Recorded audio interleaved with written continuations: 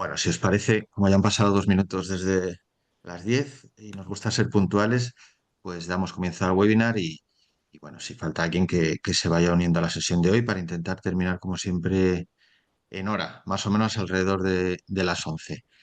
Así que nada, bienvenidos y bienvenidas. Eh, hoy os presentamos y damos comienzo a un nuevo webinar de DIRSE, que como sabéis es un tipo de actividades que desde el pasado año estamos intentando potenciar mucho y son formaciones cortas, sencillas, pero sí que intentamos que a través de estas formaciones podamos ir al foco de temas muy concretos y de retos muy concretos dentro de la sostenibilidad y obviamente en una hora nuestra ambición no es solucionar y dar respuesta a todas las preguntas, sí, pero sí que por lo menos nos vayamos todos con ciertos conocimientos básicos en torno a estos temas que vamos tratando, ¿no? Hay veces que son más temas más relacionados con la cultura corporativa y la sostenibilidad y otras muchas son más técnicos y más, sobre todo, centrados en regulación, como es el caso de hoy, ¿no?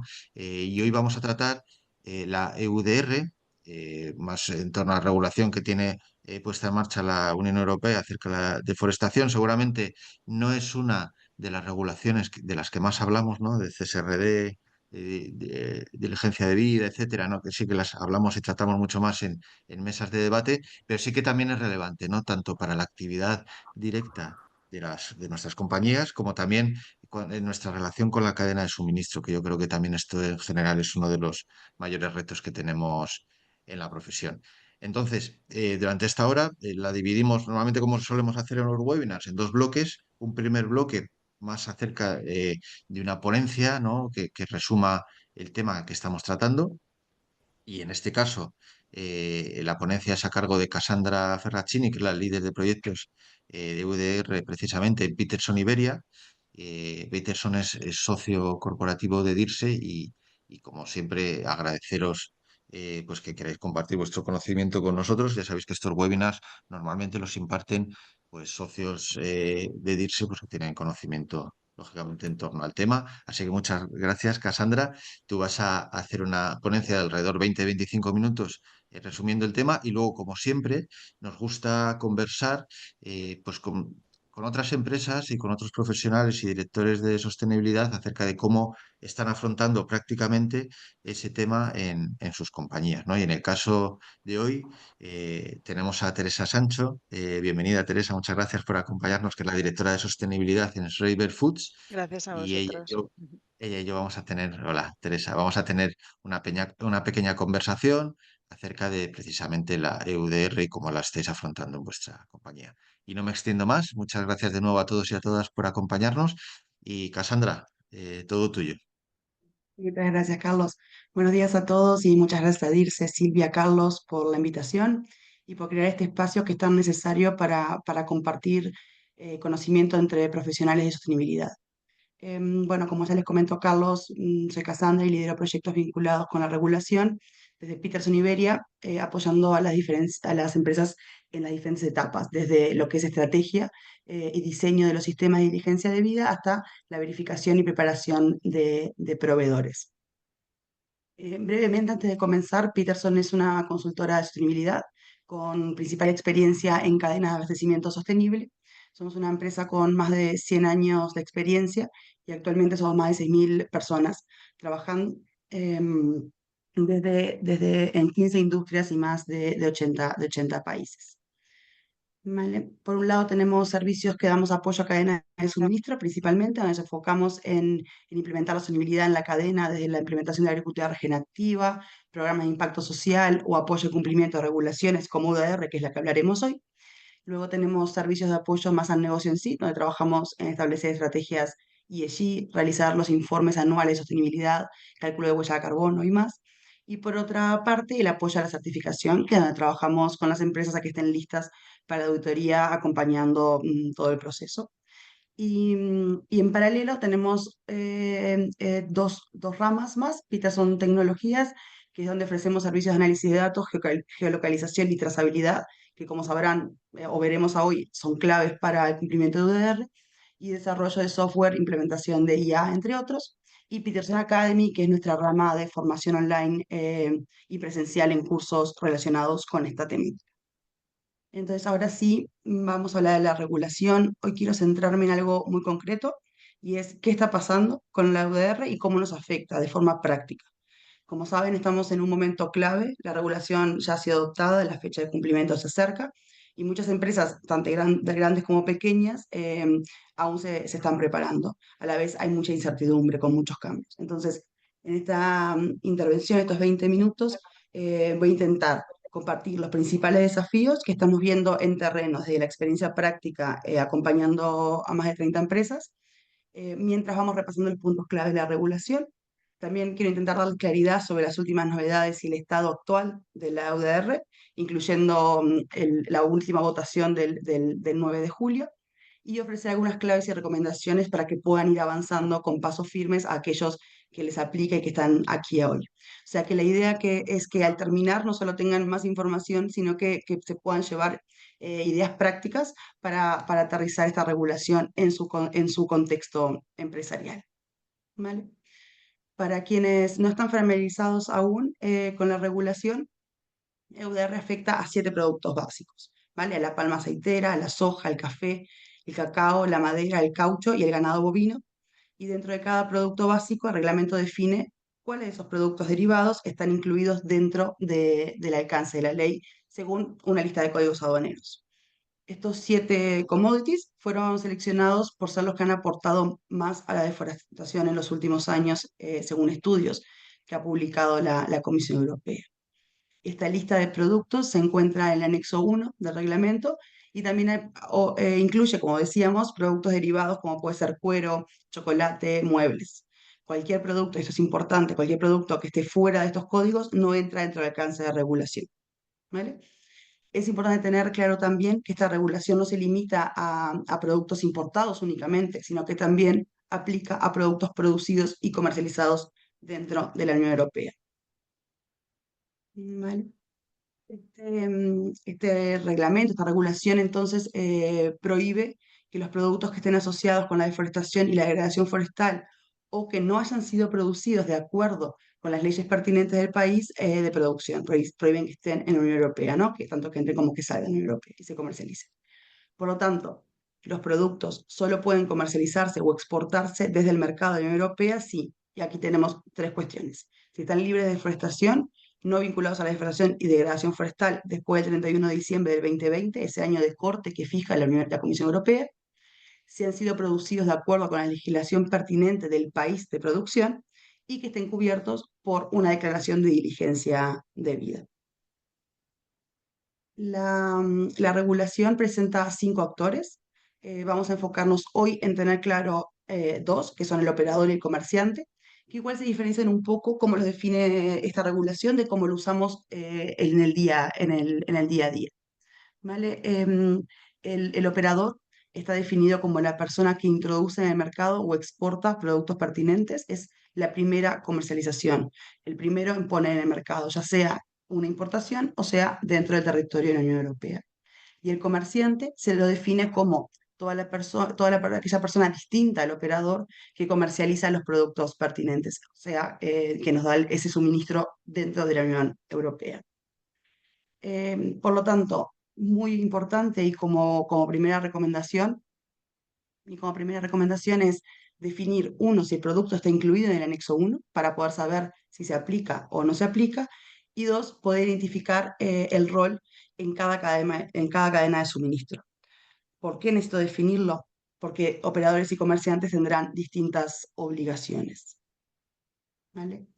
¿Qué es lo que nos pide entonces la regulación? Sabemos que aplica porque el producto que comercializo o que pongo por primera vez en el mercado está en el anexo 1, y luego ya pude identificar si soy un operador o soy un comerciante para cada cadena de suministro.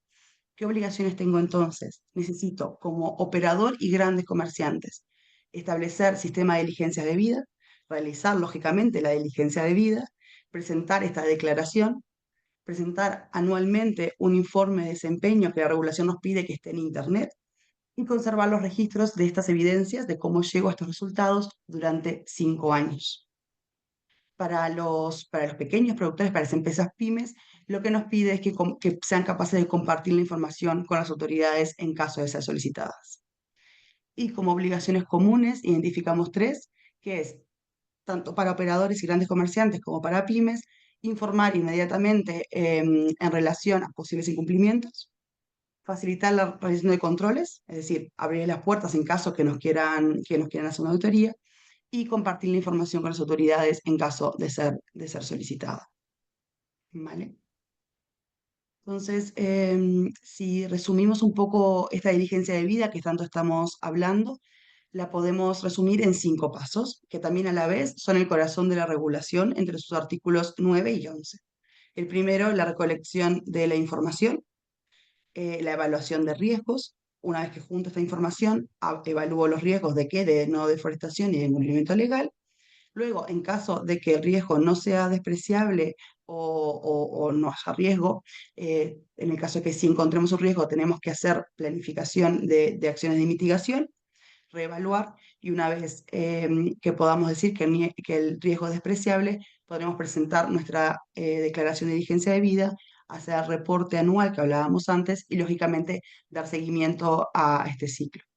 Todo esto debemos hacerlo, y esto es importante, antes de colocar los productos dentro de la Unión Europea o de exportarlos. Y lo que nos dice la regulación es que al menos debemos hacerlo una vez al año. ¿Vale? Por lo tanto, el compromiso con esta regulación es que no se introducirán en el mercado ni exportarán productos dentro de la lista, ¿no? Productos pertinentes, a menos que no exista ningún riesgo o que el riesgo sea despreciable. ¿Vale? Voy a detenerme un minuto en lo que es el paso 1, la recolección de información, vinculado con el artículo 9, porque es donde probablemente hayan más dudas y desafíos, o es lo que estamos viendo desde nuestra experiencia a nivel práctico. ¿Vale? Como decíamos, la regulación nos pide que recabemos información. A nosotros nos gusta dividirlo en 5 bloques. Es información del producto, como por ejemplo el nombre comercial, la descripción. En caso de que sean derivados de la madera, que como dice madera, nos pide también nombre común y nombre científico. En este punto vemos algunos desafíos muchas veces cuando se trata sobre todo de importaciones. Y la cantidad de producto y las materias primas o productos pertinentes que están utilizando. Luego, a nivel de información comercial, nos pide el nombre de nuestro proveedor o cliente, la dirección postal y el correo electrónico. Ahí, por lo general, no tenemos desafíos, conocemos a nuestros proveedores y tenemos esa información. Y luego nos pide información del lugar de producción, sobre legalidad y sobre deforestación. Importante ver aquí, y es otra recomendación, que cuando hablamos del lugar de producción estamos pensando en esos polígonos que tanto hemos escuchado. Lo que nos pide es que en cada declaración de diligencia debida se incluyan los polígonos o puntos GPS vinculados a el predio de origen de la materia prima. ¿Vale? Esto es uno de los temas que estamos viendo más desafíos con nuestros clientes, principalmente en cómo organizar la información y la responsabilidad de la información. Importante, estos polígonos tienen que estar verificados, es decir, tenemos que asegurarnos que el punto GPS o el polígono es correcto, pertenece al país de origen donde estamos declarando. ¿Vale? Y por otro lado tenemos lo que es la información sobre la legalidad y sobre la deforestación. Lo que nos pide la regulación es que utilicemos información concluyente y verificable, que nos diga que estamos cumpliendo con la legislación del país de origen y que nuestro producto no proviene de deforestación.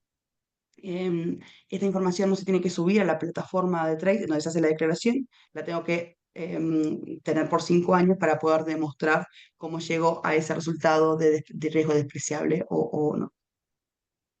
¿Vale? La regulación nos da así algunos tips, y en cuanto a reglamento, nos dice que nos ayuda y nos guía, y nos dice que la legislación pertinente del país, que tenemos que considerar dentro de los derechos de uso de la tierra, la protección del medio ambiente, reglas relacionadas con el bosque, derechos de terceros, derechos humanos, derechos laborables, principio de consentimiento libre, previo e informado, y luego otras normas locales vinculadas con anticorrupción, regulaciones fiscales, comerciales y aduaneras. Si bien la regulación nos da esta guía, es verdad que cada país, cada región variará, y es algo que también presenta muchos desafíos. ¿Vale? Recordar también que esta regulación tiene revisiones anuales. Cada Estado miembro de la Unión Europea tiene el deber de hacer cumplir los requisitos de no deforestación establecidos en este reglamento, lógicamente.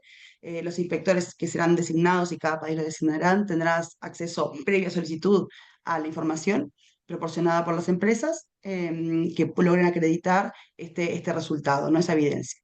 Y también importante recordar que es una regulación con sanciones por incumplimiento y que son proporcionales y disuasorios. Es decir, pueden adoptar diferentes formas, pueden ser pagos de multas, confiscación de productos o de ingresos, inhabilitación para participar en procesos de contratación públicos o exclusión de financiación pública, por ejemplo. Entonces, un poco como resumen de esto que hablamos, lo primero que recomendamos es identificar, hacer una evaluación inicial, identificar si estoy afectado por esta regulación. ¿Cómo? Verificando que el producto que pongo en el mercado o que exporto en la Unión Europea o que comercializo está dentro del anexo 1, o sea, verificando esos códigos HS. em, Definiendo mi rol. Necesito saber si soy un operador, un comerciante, para saber exactamente cuáles son mis responsabilidades y luego definiendo un sistema de diligencia de vida robusto. Y cuando digo robusto me refiero también a que se adapte a los procesos reales de cada organización, ¿vale? Que considere la recogida de información, el análisis de riesgo, la reducción de riesgo y la puesta en el mercado luego esa presentación de diligencia de vida. Vale. Por este lado dejamos un poco lo que eran estas experiencias que estamos teniendo con desafíos y un poco introducción a la regulación. Y me gustaría tomar un momento para comentar las actualizaciones recientes. Saben que en los últimos meses hemos visto bastantes movimientos por parte de la Comisión Europea vinculados con esta regulación y con muchas otras. Y también reacciones del Parlamento y el sector privado. Hoy quiero resumirlo en tres puntos claves, que fue lo que elegimos para hoy. En primer lugar, el 9 de julio, como saben, esta regulación incluye un listado de riesgos países clasificados como alto riesgo, riesgo estándar o riesgo bajo. Aquellos productos que provengan de países clasificados como riesgo bajo nos permite hacer una declaración de diligencia de vida simplificada, ¿vale? Y ese listado salía publicado por la Comisión Europea junto con una metodología que ha utilizado para llegar a esos resultados, ¿vale? Hace apenas unos días, el 9 de julio, el Parlamento votó en contra el reglamento de implementación que define ese sistema de clasificación de riesgo que les contaba, ¿vale? Es importante entender que esta objeción no bloquea ni revoca ese benchmarking, ese listado, ya que es un acto de ejecución del Parlamento y no un acto delegado. O sea que, en otras palabras, las clasificaciones de riesgo por país siguen en vigor y ahora la Comisión puede decidir si revisar o retirar el reglamento, pero no está obligada realmente a hacerlo. Por lo tanto, seguimos considerando esta información y avanzamos. Sí esperamos que haya cambios. Importante recordar también que la Comisión ya se había comprometido a una revisión que comenzaba en octubre de este año y tenía resultados actualizados en 2026. ¿Vale? Otro punto que quiero que recomiendo estar atentos es el tema de la plataforma. La declaración de diligencia de vida se presenta en una plataforma, en Traces. Esta plataforma está centralizada para declaraciones, es un registro europeo que probablemente muchos de aquí ya conozcan y está disponible hoy en día en versión prueba. Hay dos, una versión que nos permite hacer pilotos, ir probando, aprendiendo y diseñando nuestros procedimimientos para que cumplen, pero la oficial todavía no está operativa al 100%. Entonces, las funcionalidades básicas están en marcha, pero falta todavía aspectos claves como tener validación masiva, interoperabilidad con otros sistemas y saber con claridad cómo se va a hacer la verificación por parte de las autoridades competentes. ¿Vale? Se espera que la versión final y definitiva está cerca de fin de año, pero nuestra recomendación es que las empresas que les aplica la regulación comiencen a estar familiarizadas con su funcionamiento con el que está el piloto y se vaya ganando tiempo. Si bien se esperan cambios, la base ya está disponible para irla estudiando.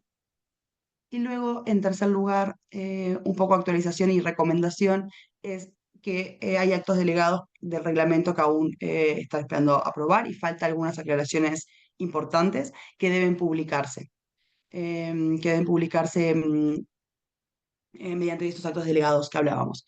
Algunas de las cuestiones que tenemos pendientes es saber qué documentos servirán como prueba de legalidad. Esto es uno de los mayores desafíos que nos estamos encontrando.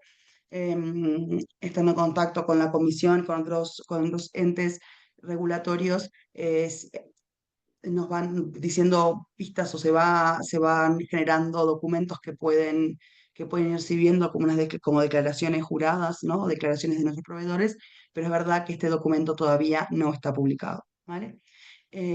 Otro tema que está abierto es cómo tratar situaciones de tenencia informal de tierras y cómo interpretar todo lo que va relacionado a degradación forestal en ciertos contextos.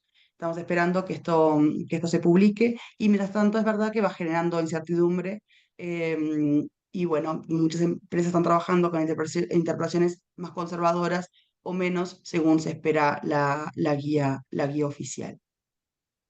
Vale. Em,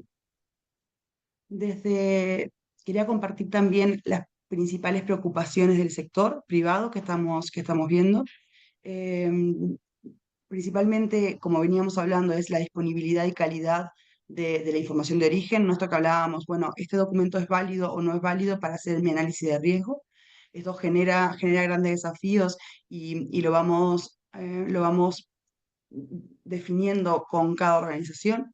La necesidad es de capacitar y apoyar a proveedores que no conocen la regulación aún. Recordar que esta regulación realmente, los requisitos son obligatorios para las organizaciones en la Unión Europea. Si bien los que no están dentro de la Unión Europea se ven afectados directamente, tenemos a veces esa necesidad de darles apoyo o mismo capacitarlos. Y otro de los grandes desafíos que encontramos es a veces la falta de alineación entre sistemas existentes como certificados y los requisitos específicos de UDR. Si bien muchos de los esquemas de sostenibilidad certificados que conocemos como FSC, PEF, RCPO, ECA para cacao, están intentando alinearse, no sabemos si se va a llegar a tiempo o no. Aquí lo que recomendamos y la forma que trabajamos para aquellos clientes que sí tienen estos certificados es haciendo un análisis de brechas o un benchmark de lo que nos pide la UDR y el certificado para saber qué más o cómo reforzar, en dónde ponen los esfuerzos en esa junta de información o de análisis de riesgo. Y por terminar, no quería irme sin darles algunas recomendaciones. Nuestra recomendación principal es que continúen desarrollando los sistemas de diligencia de vida. Si bien es cierto que hay incertidumbres sobre la UDR, sobre su aplazamiento o no, recomendamos fuertemente seguir trabajando en estos sistemas, ya sea, pero principalmente conforme a los de la organización y manteniendo las categorías actuales de riesgo país, estar atentos a los cambios normativos futuros, ya sea a nivel de la Unión Europea, de la Comisión y lo que publique, pero también a nivel país, ver cómo España está actuando según estos cambios. Estar atentos a esas publicaciones que mencionábamos que están todavía pendientes y nuestra recomendación final es apuntar más alto, intentar abordar la deforestación, la cadena de suministro y la diligencia de vida de una más allá de esta regulación, sin duda es una buena decisión para la protección del mismo negocio. Desde Peterson entendemos esta regulación no solo como una regulación más de deforestación, sino también como un cambio estructural en cómo entender la trazabilidad y la responsabilidad empresarial. Los animamos a aquellos que sí les aplica en este momento a que continúen haciendo los esfuerzos para poder cumplir. Y si la regulación finalmente se atrasa, que bueno, ese podría estar sobre la mesa, estar preparados para cuando no, y si no, fortalecer sus cadenas. ¿Sí? Con eso termino mi presentación. Muchas gracias a todos y Carlos, te devuelvo la palabra. Muchas gracias, Cassandra. Nos quedamos con esa recomendación, ¿no? El ir más allá simplemente de la mera regulación y trabajar desde las empresas desde la responsabilidad y sobre todo un tema tan relevante como la diligencia de vida, ¿no? Y cómo tratamos y trabajamos con nuestras cadenas de suministro. Muchísimas gracias por, por ser capaz de resumir en poco más de 20 minutos una regulación, pues que como todas, ¿no? Que tiene muchas vertientes, muchas consideraciones y muchas áreas sobre las que trabajar, pero yo creo que ha sido capaz un poco de resumir en qué consiste, cuáles son los retos, cómo funciona y cuáles son las palancas que hay que activar. Así que muchísimas gracias a ti y a Peterson.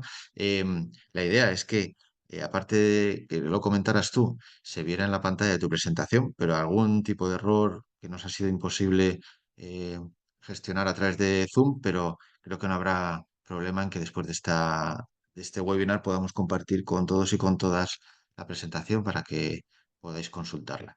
Y otro tema que no os había dicho, pero bueno, que sabéis de otros webinars al principio de mi presentación, es que, por favor, si tenéis dudas, tanto de la presentación de Cassandra como de lo que hablemos ahora Teresa Sancho y yo, que podáis en el chat escribir vuestras dudas o comentarios y si habrá seguro al final unos minutos pues para resolver aquellas que nos dé tiempo, ¿vale?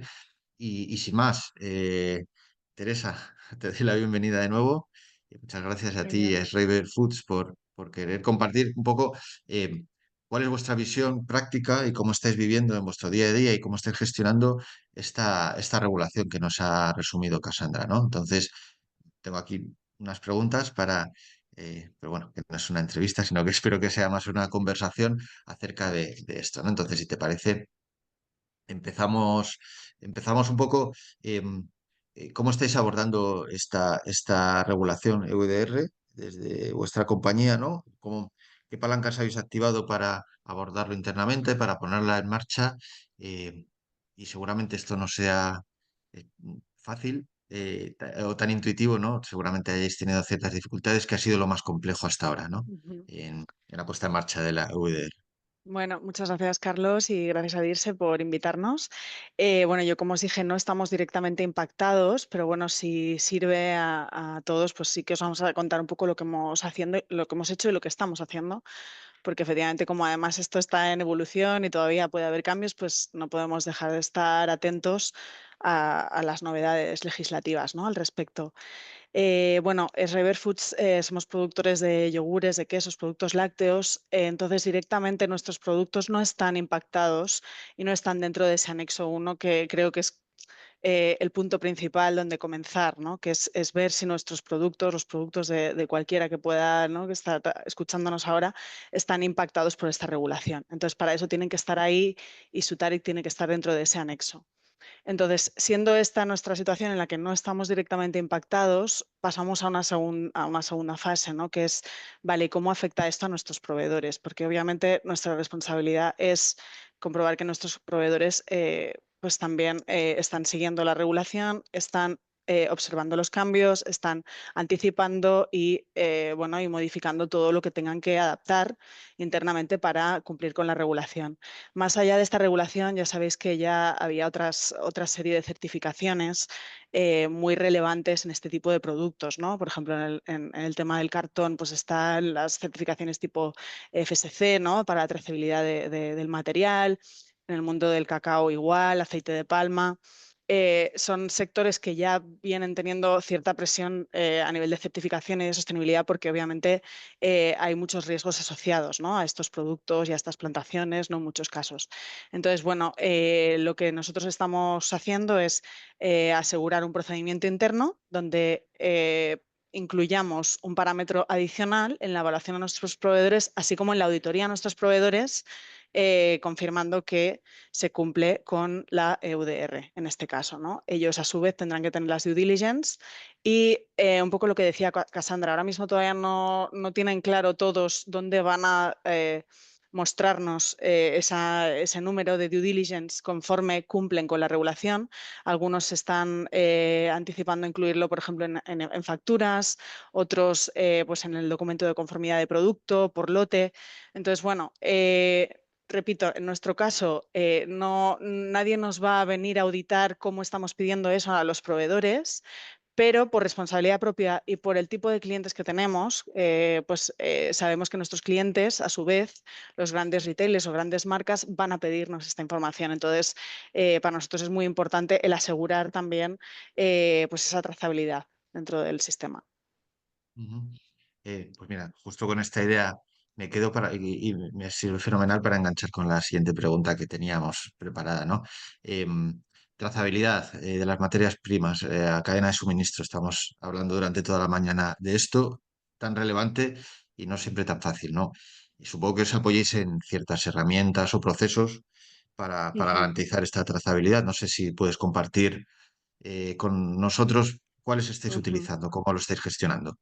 O sea, a día de hoy, una de las cosas muy importantes que nos van a pedir nuestros clientes y van a pedir a todos es nuestros códigos TARIC de producto, porque eso ya va a ser el entra o no entra, ¿no? En la regulación. Entonces, eso, por ejemplo, ya lo estamos viendo que nos lo están pidiendo. Entonces, eso, si no lo tenemos en el sistema, hay que tenerlo. Entonces, por ejemplo, pues actualizaciones del sistema en ese aspecto. Bueno, cada uno, claro, nosotros, por ejemplo, tenemos Oracle, cada empresa tendrá que adaptar esos sistemas a que esa información quede visible. A nivel de trazabilidad, lo que estamos viendo es que obviamente los softwares de ESG están permitiendo, ¿no? A través de la inteligencia artificial el llegar a esa geolocalización de esas parcelas donde se están cultivando pues, ciertos productos, ¿no? Entonces, bueno, yo creo que los softwares a día de hoy, según dónde estés posicionado, ¿no? En cuanto al impacto de esta regulación, creo que es una herramienta muy, muy importante y útil. Más allá de eso, además, nosotros igual ahora no estamos directamente impactados, pero es que van a seguir saliendo productos que se van a incorporar al ODR. Probablemente el maíz, dentro de poco, habrá otros, Cassandra nos podrá contar más, pero quiero decir que, que esto no acaba aquí, que tenemos que estar preparados, ¿no? Igual que la CS-D, ¿no? También va a estar en el 2022. O sea, cada vez va a haber más presión para que tengamos esa trazabilidad, no solo en nuestro tier one de proveedores, sino seguir avanzando en toda nuestra cadena de valor y en nuestra cadena de suministro. Entonces, yo creo que los softwares son una gran herramienta que están saliendo ahora en el mercado y, obviamente, eso, reunirnos internamente con sistemas y con los departamentos pertinentes para que toda esa información aguas arriba de nuestros proveedores esté correctamente pues eso, administrada dentro del sistema para poder nosotros a su vez pasarlo a nuestros clientes. Sí, la digitalización, la inteligencia artificial en este caso, como aliados, ¿no? Em, Pensando más, y también Cassandra nos ha estado dando una visión de una regulación, ¿no? ¿Cuál es tu visión o tu percepción ya en cuanto al marco regulador, ¿no? ¿Crees que está avanzando al ritmo adecuado para acompañar a las empresas? ¿Echas algo en falta? ¿Crees que todavía existen vacíos que nos ayuden a las empresas a, bueno, que nos acompañen, ¿no? Y nos ayuden a poner en marcha este tipo de regulaciones? Bueno, aquí me voy a mojar un poquito. O sea, yo lo que creo que lo más complicado es la incertidumbre, ¿no? El cómo de repente sacan regulaciones y luego, pues como ahora estamos viendo, ¿no? O se retrasan. Entonces, bueno, al final en las empresas estamos tratando de dotar partidas para hacer bien las cosas, ¿no? Para estar preparados, para demostrar que nos importa la sostenibilidad dentro de nuestro negocio, pero un poco la incertidumbre a nivel regulatorio no ayuda, ¿no? El hecho de que nos cambien las reglas del juego, pues hace las cosas más complicadas para todos. Entonces, para mí me parece que es muy importante regular. Yo he estado muy involucrada en packaging durante muchos años por ejemplo, creo que es muy importante todos los avances que han habido para, pues, para asegurar que la circularidad del packaging, por ejemplo, ¿no? Y que cada vez tenemos más contenido reciclado y eso estimula mucho a las industrias a que se hagan inversiones, ¿no? En desarrollar ciertas industrias para esa circularidad y creo que eso es muy importante, ¿no? Las ayudas y regular, ¿no? Pero obviamente hay que acompañar a las empresas y hay que dotar de información, ¿no? Y tratar en la medida de lo posible pues evitar, ¿no? Estas incertidumbres y estas confusiones a veces. Pero bueno, en cualquier caso, sí, yo creo que estoy a favor de una regulación correcta, obviamente con tiempos adecuados y con acompañamiento y creo que es un gran estímulo para que las cosas se sigan haciendo bien. Pero como en vuestro caso, cuando hacéis las cosas por convencimiento, luego, bueno, pues ya también tú te intentas adaptar a la regulación, ¿no? Pero teniendo un foco claro en que estás convencido de que lo que estás haciendo es lo correcto Eso y estás es. trabajando en sostenibilidad desde tu compañía. Tengo una última pregunta y luego ya yo creo que sí que nos va a quedar un buen rato para dar respuesta a alguna de las preguntas que tengamos. Em, Al final no hay nada como pasar de la teoría a la práctica, ¿no? Y hablar desde la experiencia, ¿no? Entonces, bueno, ya nos has estado dando alguna clave, nos has estado comentando cómo lo pusisteis en marcha, pero igual entre el público y tenemos a alguna compañía pues que tiene ese reto sobre la mesa y no sabe por dónde empezar no sé, ¿tienes algún aprendizaje clave, alguna recomendación que puedas dar a otras empresas que estén con este reto, ¿no? Encima de la mesa? Estoy muy, o sea, totalmente alineada con lo que ha compartido Cassandra. Lo primero yo diría es, efectivamente, si te impacta o no la regulación por si tu producto está en el anexo 1, esa es número uno. Número dos, obviamente, si eres comerciante operador sí, o comerciante operador, básicamente, o pyme o no pyme, quería decir también, eso también impacta. Y ya por último, pues obviamente, pues eso, seguir todo el tiempo los cambios normativos que pueden seguir habiendo, porque todavía está viva la regulación. Y entonces, bueno, pues hacer una lectura en profundidad y luego acompañarte de entidades como DIRSE o como, ¿no? Como tantas otras que ahora mismo están divulgando y haciendo una muy buena divulgación, porque efectivamente necesitamos apoyarnos entre compañeros y de instituciones que puedan compartir un poco de luz y puedan dar un poco de luz a ciertas cosas que a veces son confusas. Para mí esas han sido mis palancas, la verdad. Y luego, pues obviamente, si te impacta directamente esta regulación, necesitas tener un apoyo, ¿no? Un apoyo tipo, pues como con Peterson y determinados softwares que te ayuden a tener toda esa trazabilidad de tu producto, porque es muy complejo, la verdad, muy, muy complejo el nivel de exigencia de esta normativa. Y bueno, para que puedas dar toda esa información también a su vez a clientes y pueda llegar al retailer, ¿no? Todo está y al consumidor final. Ujú. Nada, mil gracias, Teresa. Y nada, te damos espacio. Estoy viendo en el chat que hay alguna pregunta eh, que realmente yo no sabría contestar, pero bueno, ahora tenemos la suerte de tener expertos y expertas como vosotras, ¿vale? Y por empezar, estoy viendo a Josep Ropa, ¿no? Que nos pregunta. Dice, en nuestro caso somos una empresa de sacrificio y despiece de porcino. Supongo que a nosotros nos afecta a través de la soja que consumen los cerdos en sus piensos.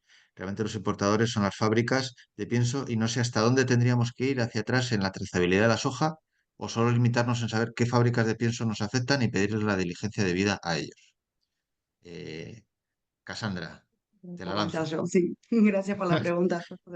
Em, por generalizarlo, lo más importante es fijarse cuál es el producto que están poniendo en el mercado. En este caso, porcino no está incluido dentro de la regulación, por lo tanto, si ustedes compran soja dentro de la Unión Europea, esta regulación de momento no les aplicaría. ¿A quién le podría aplicar en una cadena similar? Sería alguien que esté comprando un producto de soja que esté listado. Recuerden que no todos los piensos, no el pienso por sí mismo está listado, es productos derivados de la soja, que lo importen de fuera de la Unión Europea y sean los primeros en el poner en el mercado. Por resumirlo, mi recomendación es pensar qué pongo en el mercado, o sea, hacia el final de la cadena, y chequear si eso, como decía Teresa, está dentro de ese código HS o del sistema armonizado, está dentro de la regulación. Entonces, al no afectarles, no es necesario por regulación que pidan, que hagan la diligencia debida ni que pidan. Ahora, si es algo voluntario, puedo dar un paso más que ustedes sí quieren hacer, por decir, bueno, yo me comprometo a que mis cerdos están alimentados con soja proveniente o cumplimiento con UDR, no deforestación, es algo que voluntariamente se puede hacer, pero directamente en este momento la regulación no les aplica. Gracias, Cassandra. Enrique Pérez pregunta, bueno, dice, nos da las gracias y a Cassandra por el webinar y dice, una duda acerca del código SA. Dice, el código SA, que es el Sistema Armonizado de Productos, sería una forma de cotejar los códigos del anexo 1 del reglamento para identificar los productos Eso pertinentes y es. derivados. Ujú. Y nos pregunta Enrique si hay algún otro código. Es el único código y es el que tenemos que usar para cotejar si estamos dentro o fuera de la regulación, como explicaba Teresa con el Mm, TARI. vale. Y luego veo una última pregunta, creo que no hay más, ahora miraré, de Aarón. Que bueno, que es una mezcla de exposición teórica que no voy a leer, pero que es muy interesante. Gracias a Aaron por compartir, son un par de partes y escenarios, ¿no? Y al final viene la pregunta, no sé, Cassandra, si la has podido ver. Dice, ¿es posible proporcionar una trazabilidad teórica mediante balances de masa y el principio FIFO, First In, First Out? o es obligatorio ofrecer información exacta y específica de cada producto? Ujú. Esta regulación no nos permite usar balance de masas como algunos otros esquemas de certificación.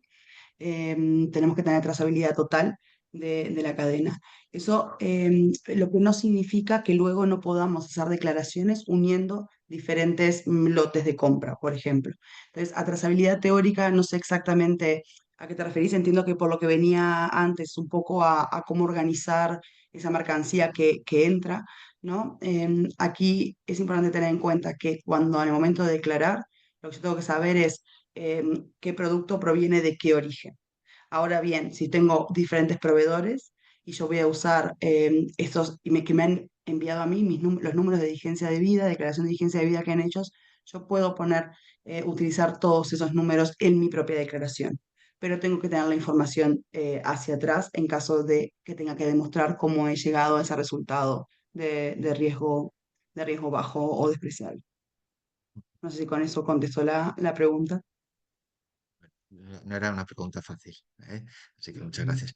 Yo no veo que de momento en el chat nadie más nos haya hecho ninguna pregunta. Así que, si no hay más, vamos a ir despidiendo. Así que, como os comentaba antes, y yo creo que Cassandra, no hay problema en que podamos compartir tu presentación, ¿vale? Con todas y con todas los que habéis asistido para que podáis verla despacio, y cualquier duda que surja, encantados de que nos preguntéis, ¿vale? Daros de nuevo las gracias a todos los que habéis asistido, gracias también por vuestras preguntas y por supuesto gracias a Teresa, River Foods, y a Cassandra y a Peterson, pues por acompañarnos y por resumir esta directiva, esta reglamentación. Y nada, y hasta el próximo webinar. Feliz verano si no nos vemos, si no nos hablamos antes. Y nada, un abrazo a todos y a todas. Muy grande. Igualmente, muchas gracias. Saludos. Gracias.